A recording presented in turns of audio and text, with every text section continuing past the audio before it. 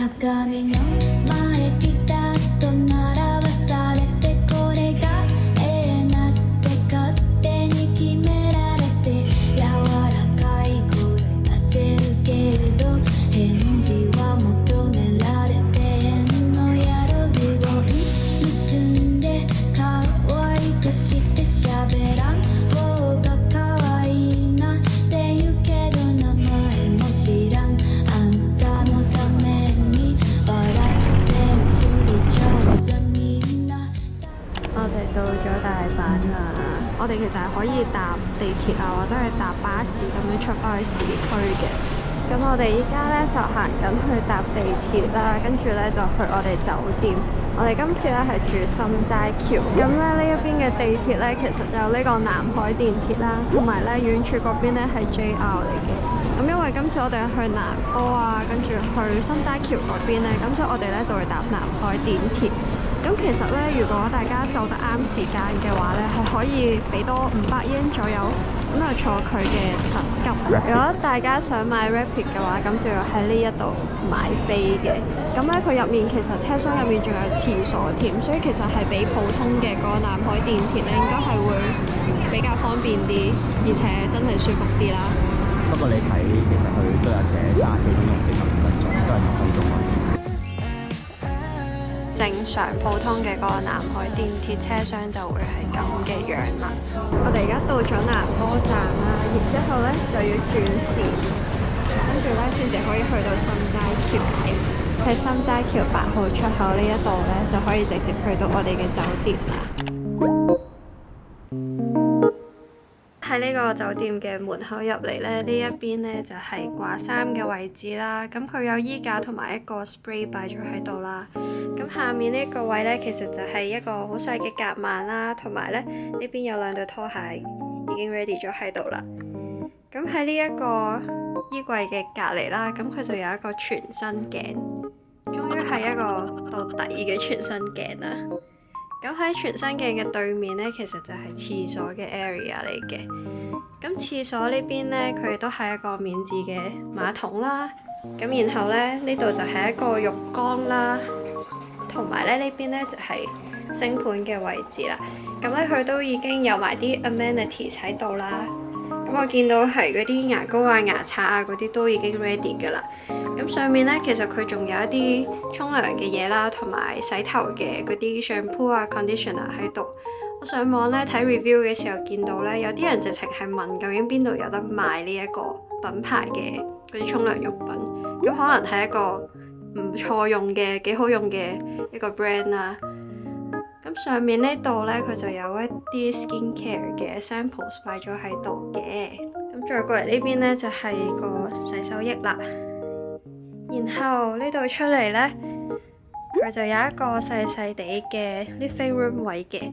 咁佢 living room 對面呢，其實就係電視啦。咁呢，再望前面呢，其實就已經係張床嚟㗎啦。咁佢 living room 呢一邊呢，佢有一個咁樣嘅 mini bar 喺度啦。咁我見好似有個冰桶啦，然後下面呢，就係嗰啲茶包啊，跟住有啲咖啡包咁樣擺咗喺度嘅。然後呢，隔離呢，就係一個細細地嘅雪櫃仔。咁呢一度有個細細地嘅茶幾啦。咁過嚟呢邊呢，其實佢床嘅隔離呢，都已經擺咗一個即係嗰啲叉電嘅嗰個插頭喺度嘅。咁呢個對面呢，就係 Parco 啦，然後有再遠處有 Uniqlo 啦，然之後仲有 Hoka 啦，仲有 Bulgari 啊呢啲，可以見到唔同嘅百貨公司同埋一啲牌子喺度。大家行街，即係對面就已經係你要行嘅街啦。咁 room tour 呢，就嚟到呢度啦。我哋而家呢，就諗住出去揾下嘢食先，但係因為而家呢個時間呢，好多餐廳都落場，咁我哋就諗住睇下附近嗰啲拉麵店啊、烏冬店啊有冇開。然後呢，我哋今次呢揀住心齋橋呢度呢，其實就係因為我第一次嚟大阪，咁所以呢，就想住一啲近啲市區或者係黃少少嘅地方。好似呢度呢，對面就已經係大馬路啦，同埋 Parco。由呢度再直行呢，其實呢就係心齋橋道頓堀嘅嗰啲地方。咁所以呢，附近應該好多嘢食，好多嘢行嘅。佢呢度呢係有英文嘅 menu 啦，咁佢主要呢都係食 sukiyaki 啦，同埋烏冬嘅。大家可以睇下想要啲咩 set。佢呢個呢係 sukiyaki 啦，跟住再加烏冬嘅 set。然後呢啲呢就係分開啊，即係呢度呢應該就係得烏冬嘅 set 嚟嘅。然後後面呢邊呢都仲有啲小食可以嗌。咁我哋首先呢就嗌咗呢一個 sukiyaki 嘅 set 啦。咁呢佢有幾塊牛啦，然之後呢一邊呢就包埋一啲天婦羅啦，同埋刺身咁樣嘅一啲小食喺度嘅。你見到咧呢度入面呢，佢係 sukiyaki 鍋嚟嘅，咁呢，佢就有埋啲烏冬喺度啦。然後呢，呢一度呢就係飯啦，同埋好重要嘅蛋。呢個就係星青山拿推薦嘅煎麵板烏冬啊！咁嗰個啱啱個店員就話食之前要攪一攪佢啦。咁如果想改變個口感嘅話，就加隻蛋。咁呢啲呢，就係一個炸嘅牛膀。咁個烏冬呢，就有得揀熱同凍嘅。咁佢 recommend 我哋揀個凍嚟試下先。咁呢個呢係凍嘅烏冬啦，然之後呢點落去呢一個熱嘅湯度呢，佢個口感有啲特別，就係呢多啲凍嘅嘢，仲有啲熱嘅嘢嗰度。佢呢一啲烏冬呢，其實都係好帶呢一個韌性，咬落去呢係有咬口嘅嗰種烏冬嚟嘅。佢呢度呢有個蘿蔔嘅天婦羅，食落幾特別，但係呢又唔係話特別好食。我覺得佢呢個天婦羅呢，同埋佢嗰個 sashimi 其實都好同，反而呢呢個煎麵嘅烏冬石呢係特別啲咯。大家如果真係要嚟食嘅話，可以試下。就係咁啦。咁我哋啱啱呢就食完烏冬出嚟啦。其實我覺得嗰間嘢都不過不失啦。如果真係好似啲 friends 啊啲 post 咁樣話要排好耐嘅話，我會覺得唔值得咯。然後我哋依家呢就行緊去 Chanel。我哋嚟之前其實有 make 咗個 appointment 嘅。咁我哋今次呢就諗住去睇下有冇啲咩買。咁呢度呢係我哋嘅酒店啦，而 Chanel 呢係我哋酒店嘅對面。斜對面。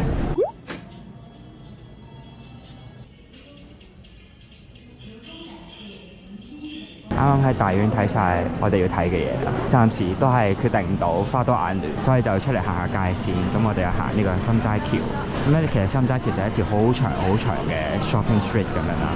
行過心齋橋之後咧，就會經過呢個御堂筋，跟住再經過呢個御堂筋咧，就翻返我哋頭先去坐呢個南海電鐵嘅南波站啦。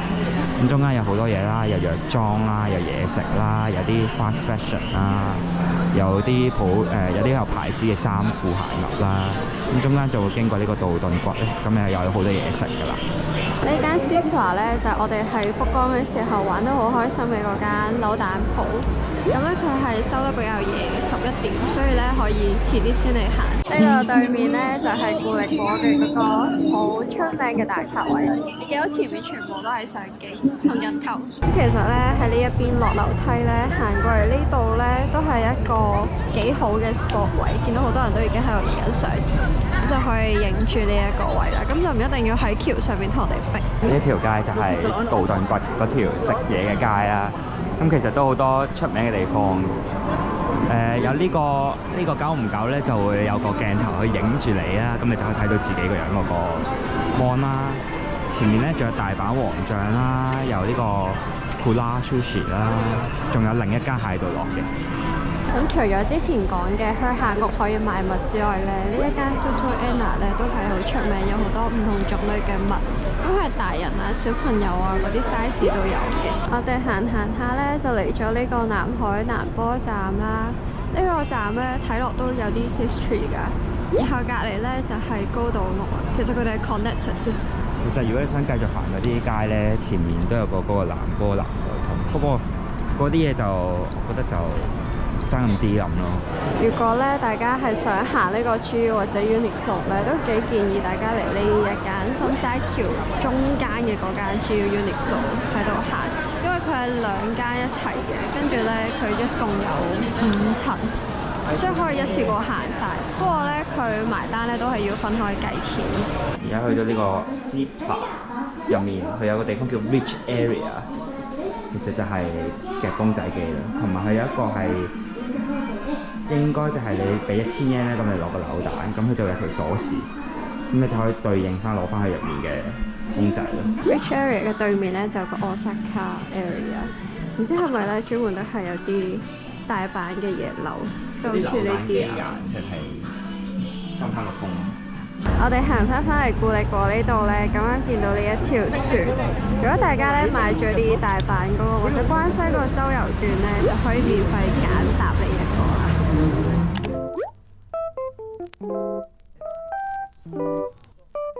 咁我哋頭先咧就買咗呢一個關東煮啦，咁我哋嗌咗2件蘿蔔啦，跟住呢一個係年糕啦，加一串鵪鶉蛋啦，一個獅子狗啦，同埋一個豆腐。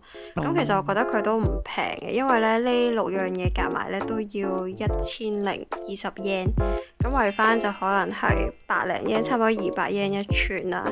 咁佢除咗咁樣俾我哋之外呢，咁其實佢都仲有個芥末喺度嘅。咁除咗頭先嗰個關東煮之外呢，我哋仲買咗啲杯麵啦。呢個係我真係好中意食嘅嗰個螺螄粉。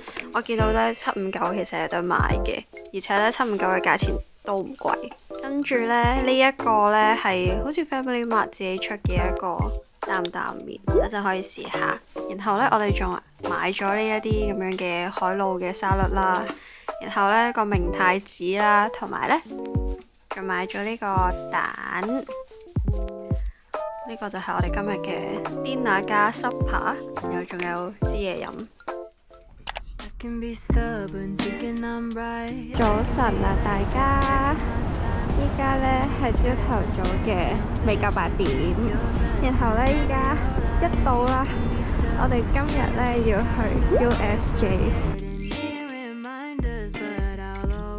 我哋而家咧就行緊去嗰個入口，其實由 JR 站出嚟行去個入口咧都有一段距離嘅。但係如果你哋玩嗰啲1.5日 pass， 你就可以住呢度出面啲酒店。依家嘅 waiting time 係15分鐘。我覺得唔止15分鐘咯，但係不過係其實係都半個鐘頭內嘅事。嗰個真係幾快下之後就，而家都人潮都差唔多，唔覺得多過頭先。咁啊兩邊㗎，可以啊，好得意啊！好大。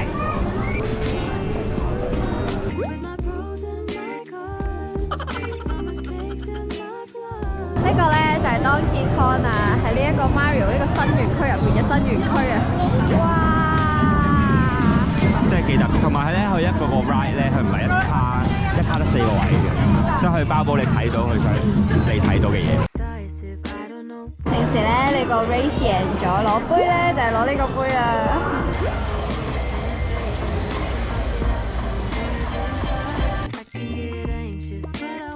呢個就係我哋嘅 lunch 定係 tea？ 想玩呢個啊！有得玩嘅㗎。但係呢個係 for 小朋友 only 嘅啫。佢依家咧另一個 show 咧就係呢一個咒術迴戰。所以呢一度咧都有啲買佢哋 souvenirs 嘅 shop 喺度。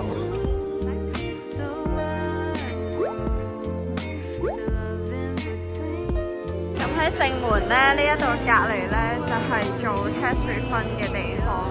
咁因為咧我哋雖然買咗嘢都可以退稅，但係唔想排隊啦，所以我哋就撇啦。我哋啱啱咧喺 USJ 翻嚟啦，喺酒店唞咗一陣，依家咧就又行翻去呢個方向啦，去翻心齋橋道頓堀嗰邊，因為我哋諗住去食下個名將餃子，同埋睇下有冇啲咩章魚燒，食下啲小食先。我哋 take out 啦，然之後佢就會咁樣有一個碟仔，然後咧我哋可以自己加啲調味料嘅，佢夾落去咧都有啲脆脆嘅感覺。就係大阪王醬味，我唔知可以俾啲咩㗎。入面就係咁樣嘅。如果大家打煙嘅話呢，有呢一啲 menu。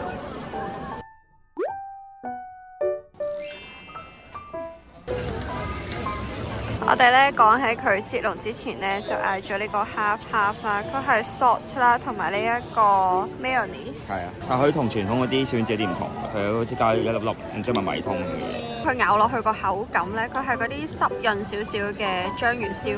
如果大家中意食脆嗰隻呢，呢個就未必啱。但係呢，如果大家想試下咁樣有米通咁樣嘅章魚燒呢，都可以試下呢間。然後咧，我覺得呢一個咧有嗰個 mayonnaise 嗰個係好食㗎，我好中意嗰個調味咯，甜甜地咁樣，跟住有嗰個章魚燒嘅醬。咁我哋咧就 order 咗2個拉麵啦，2個其實都係溏心蛋拉麵嚟嘅。咁呢個同呢個唔同嘅咧就係呢個辣嘅。除咗呢樣嘢之外咧，所有都係 identical。間嘢開咗好耐啦，我10幾年前嚟大阪第一次住民宿嗰啲又係食呢間，5年前嚟大阪又係食呢間，而家都仲係食呢間。個 menu 都係咁多年都係冇變過。佢呢間咧有個好處就係佢開24小時嘅，同埋咧其實佢喺心齋橋嗰度啲橫街入面咧，所以咧。大家如果行街行到夜想揾嘢食嘅話咧，都可以嚟呢間。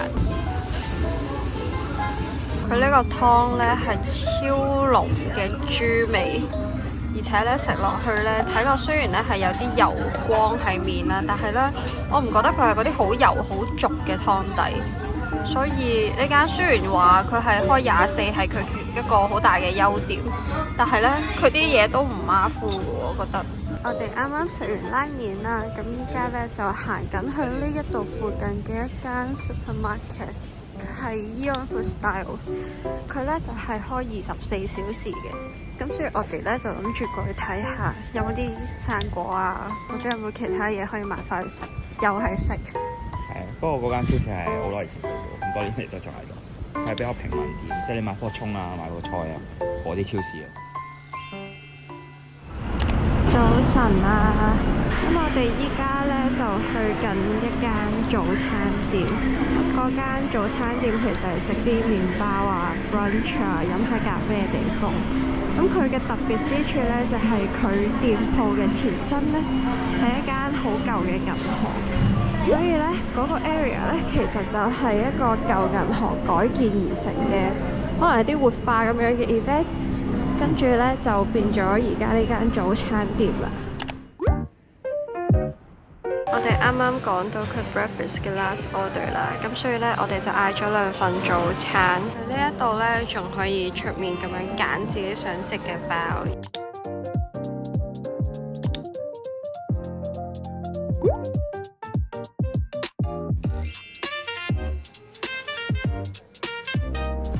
食完個早餐，我哋就嚟咗呢個心之宮站。咁呢度呢，就有大阪好出名嘅大阪食喺遠處。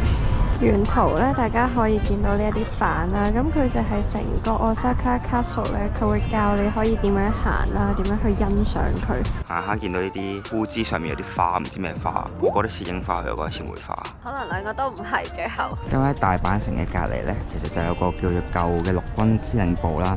咁入面就係翻新咗，不過佢而家裝緊修啦。入面就會有啲嘢食啊，有啲手信鋪。咁其中有一間呢，其實就係賣嗰啲戰國時代嘅手信啦，咁有啲飛鏢啊，有啲戰國武士嘅刀啊。我哋喺前面扭完蛋呢，跟住行過嚟見到有呢一個咁樣可以整 medal 嘅一部機啦。然後呢，佢有我最中意嘅 Mickey Mouse 同 Stitch 啊，所以呢，我哋諗住要整啦。我哋可以寫名添，即係你買完個 coins，跟住你就可以寫個名，30 yen 就得咯。就係咁樣㗎，然後呢係有啲厚度㗎。咁你後面咪有個環，呢個咪冇嘢嘅，你就可以喺呢個位刻字。有佢刻落去，我以為佢係刻落去。得意咯，即係值得，幾值得買。係啊，呢度前面呢就係大阪城啦。如果大家想入去嘅話呢，咁就要買 ticket， 又或者呢睇下呢大阪周遊券嘅嗰啲 package 呢，有冇包埋呢度嘅入場票。咁我哋依家呢就由呢一個天守閣道行出嚟啦。跟住呢，我哋呢就諗住去梅田行下啲百貨公司啊，行下街啊，然後呢，就再睇下附近有個戀愛神社。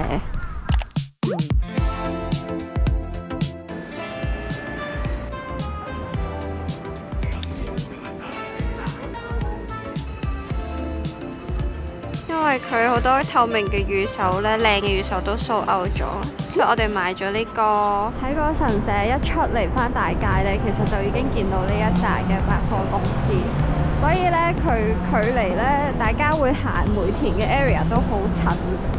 如果有興趣嘅話，就可以嚟行一行。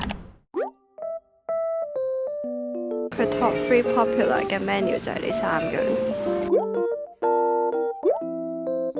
呢個鰻魚飯真係有啲大，佢呢下面仲有個蛋喺度啦，然之後底下全部都係飯，前面係咁樣。每一次嚟日本呢，都要嚟一嚟呢個 Disney Store。而家呢，差唔多情人節啦，所以有啲情人節 special 嘅 items 啦，佢亦都有盲盒啦，同埋一啲而家最 hit 嘅書啊嘅嗰一啲 merchandise 喺度，大家可以行下。呢邊呢就係 Lukua 啦，呢邊呢就係佢1100嘅 version。佢呢度呢有好多嗰啲日牌啊，大家熟悉嘅 Urban Research 啊，然之後呢仲有 Montbell 啊嗰啲。然後呢，上面呢有間書店，都係好出名嘅日本書店，見到勁多人喺度打書訂。然後呢，呢一度呢就係呢一個時間廣場，再連接一條橋行過去呢，就係大馬路啦。依家夜晚呢，望落去個車站呢都幾靚下。依家呢已經係1:41，我哋啱啱先行完街返嚟啦，咁所以呢啲鋪頭都已經收咗。我哋本身係諗住食一間雞白湯嘅，但係因為呢見到佢要等啦，咁所以我哋就冇再等啦。咁呢，我哋就去麥當勞啦，跟住買咗呢一個好似係呢一度先有嘅嗰個 garlic pepper 嘅麥樂雞。咁呢，我哋就揀咗個 sour cream 同埋 tartar 嘅 sauce。然後呢，呢一個包呢，我哋見到呢都係佢呢度 featured 嘅。咁呢，我哋就揀咗個 beef 嚟嘅，跟住呢，再落咗呢一個 chili tomato 嘅杯麵。今晚就係咁樣啦。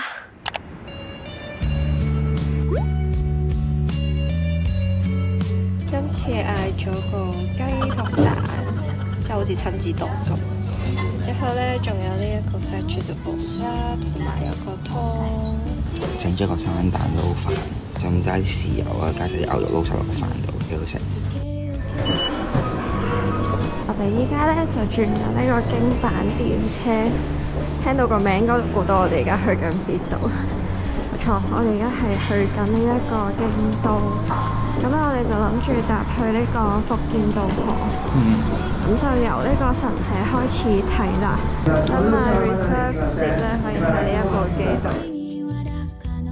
嘅 leg room 咧真係好闊。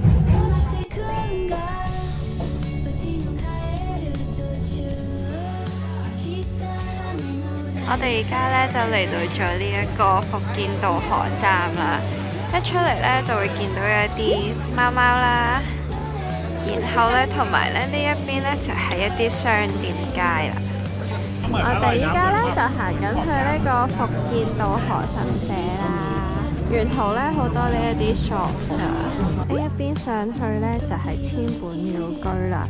其實呢一度最出名嘅呢，都係嗰一個 area 啦。因為呢，佢係一連串嘅鳥居咁樣搭上去嘅。咁呢 search 啦就話呢一啲呢係每一個人起一個願望之後呢，咁佢就喺呢度起一個鳥居。咁實現咗嗰個願望之後呢，就會有個鳥居。咁佢就會刻咗佢個名啦，同埋佢個時間係幾時實現嘅，應該係。咁其實佢話千本鳥居啦，咁但係應該啲鳥居都已經多過1000個㗎啦。咁其實你可以行到好上，去到好盡頭嘅，不過好多人都會喺中途咧就會兜翻落去就完啦。如果唔係就會真係好似爬山咁樣行到好遠。因為諗下有10000個呢啲喎，邊咧睇到啲木咧係有啲甩色啊，即係有翻咁上下年代。睇到㗎，有幾少？平成咯都係，但係平成同令和係好多年嘅跨咗。上到嚟咧有啲預售咧係得呢一度 exclusive 嘅。所以咧，大家咧可以上咗嚟睇咗先，然之後咧先至落去下面嗰間 shop 度買。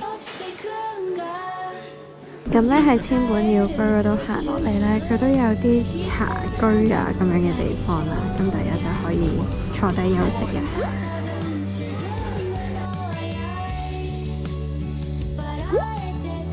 我哋依家咧就喺度等緊車啦，然後咧就搭車去七條啦。咁咧7條嗰度咧就係清水寺嘅嗰個站。咁咧喺7條站出嚟咧，我哋就要轉巴士啦。around 8分鐘咧就可以到清水寺啦。車。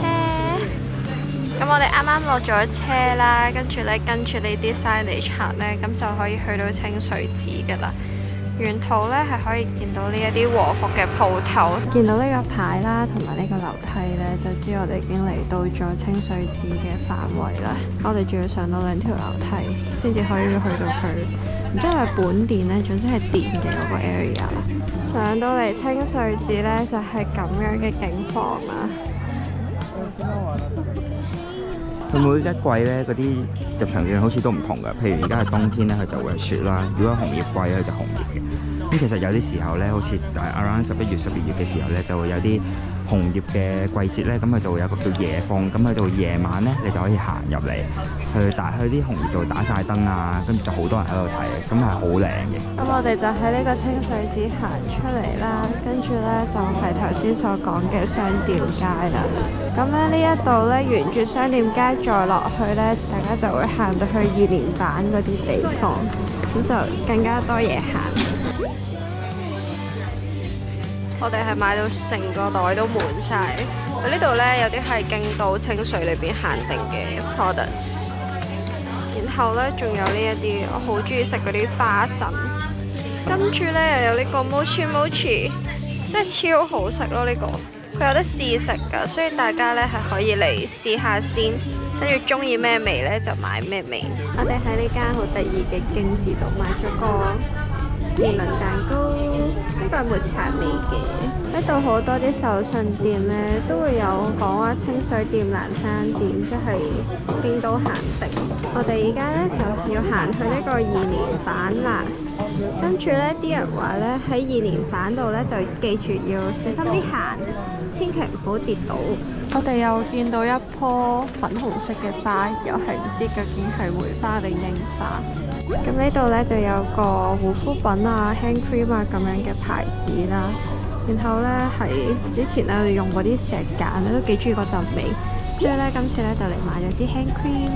呢間呢，係賣嗰啲蒟蒻嘅洗面蛋。我之前呢，收手信呢，我都係佢送俾我嘅。跟住呢，都有一個 yuzu 味嘅，佢係好滑溜溜㗎。我哋依家呢，就行完2連板啦，跟住呢，我哋就諗住去花見小路。跟住咧就睇下究竟行過去嘅途中有冇啲咩嘢食，我哋就可能求其有一間去食就算啦。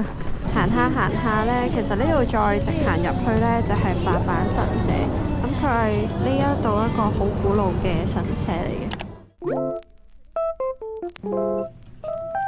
呢度個 menu 呢，就係得呢啲 emoji 嘅啫，所以呢個店員係會解釋究竟係啲咩嚟嘅，好得意嘅，好新奇嘅。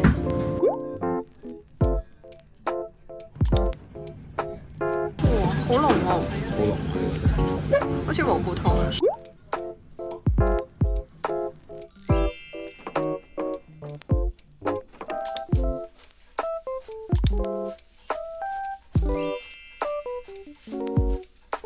咁呢兩邊呢都好多啲 omiyage 嘅鋪頭，因為呢度其實已經係祇園嘅商店街。我哋頭先行咗 Miffy 嘅嗰間 shop 啦，因為佢有啲嘢喺京都限定嘅，但係感覺上就唔係特別靚。行到去呢條鴨村，跟隔離見到一堆好似比較矮嘅平房。其實後面嗰條就係叫做河原町，咁就入面就好多嘢食。我哋而家喺3條站上車啦，跟住呢就買咗呢個 premium 卡嘅券啦，咁呢就500yen一個人。咁 premium 卡呢就係咁樣嘅，佢有個台仔啦，跟住有啲嘢俾你睇下啦，然後呢個 leg room 係更加闊咯，跟住呢仲有啲杯架咁樣。我哋啱啱返咗嚟心齋橋啦，跟住呢又出嚟揾嘢食啦。咁我哋今晚呢就諗住食壽司。我哋呢咁樣都碌咗1圈啦，發現呢佢啲選擇都唔係特別多，仲嗌咗呢啲得意奇奇怪怪嘅壽司。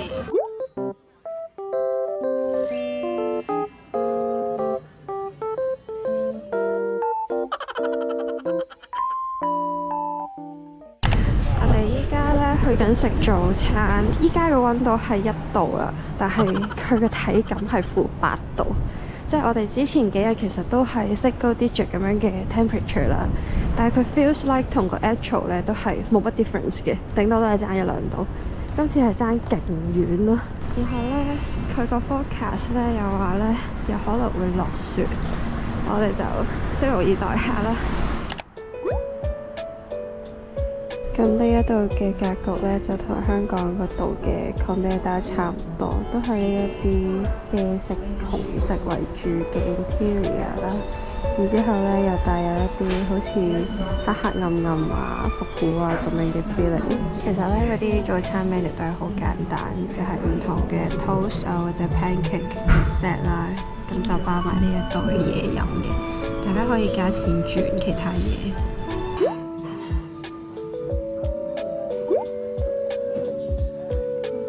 我哋而家嚟到咗 Hands 啦，跟住咧就想買呢一個之前喺 Fresh 度好 hit 嘅鞋墊。琴日睇到咧，好似呢啲係 for daily 嘅，跟住有啲係 for 做 sports 嘅，然後有啲咧就 for 你平時行得耐嘅。呢度咧有晒啲 display， 可以摸下，覺得好難㗎。佢唔係細細地嘅雪咯，佢係好大嘅雪咯。